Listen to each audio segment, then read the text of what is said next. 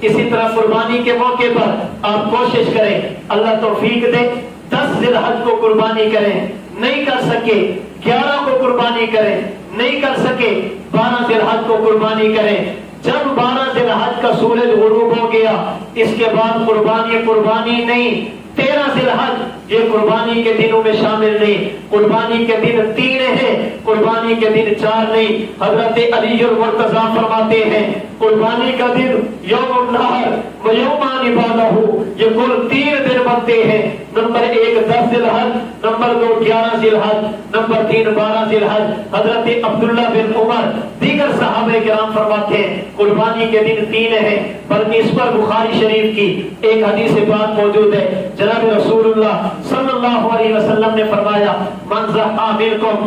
فلا یصبحن بعد ثالثا وبقي في بيته منه شيء، فرمایا لوگوں اگر تم میں سے کوئی بندہ قربانی کرے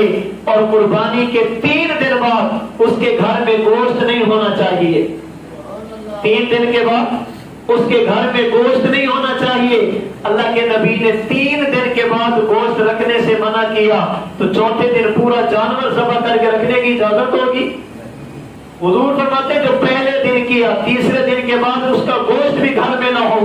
اس کا معنی یہ کہ قربانی کے دن 3 ہے، قربانی کے دن 4 نہیں ہے۔ پریشان نہیں ہونا،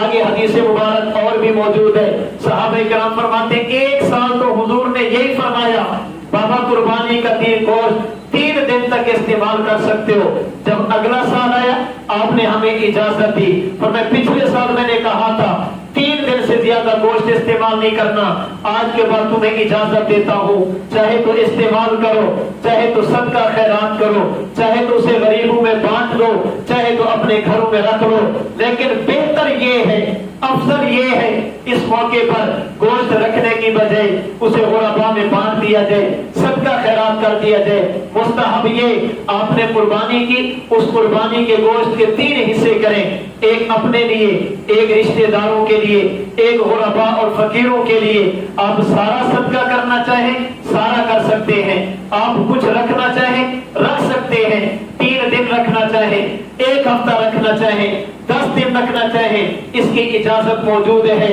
لیکن بہتر یہ ہے جتنا جلدی ہو سکے اس گوشت کو راہ خدا میں صدقہ کیجئے، اللہ کی راہ میں اسے بانٹ دیجئے، اس لیے کہ حدیث مبارک کے مطابق جو تم نے کھا لیا اور بچا لیا یہ ختم ہو جائے گا، اور جو تم نے راہ خدا میں لٹا دیا وہ ہمیشہ کے لیے رہ جائے گا۔ تو قربانی کے دن 3 ہیں، چوتھا دن قربانی میں شامل نہیں۔ اللہ کے نبی نے فرمایا، صحابہ کرام رضی اللہ تعالی عنہم اجمعین نے فرمایا، بلکہ جس روایت کو بنیاد بنا کر کہا جاتا ہے ایام التشریق کی کلھا ذبح، اس کے بارے میں ہمیں کچھ کہنے کی ضرورت نہیں۔ خود وہ علماء جن کے ماننے والوں کا نظریہ یہ ہے چوتھے دن قربانی کرنی چاہیے، وہ علماء بھی کہتے ہیں کہ یہ حدیث ٹھیک نہیں ہے، اس پر عمل کرنے کی ضرورت نہیں، قربانی کے دن 3 ہیں۔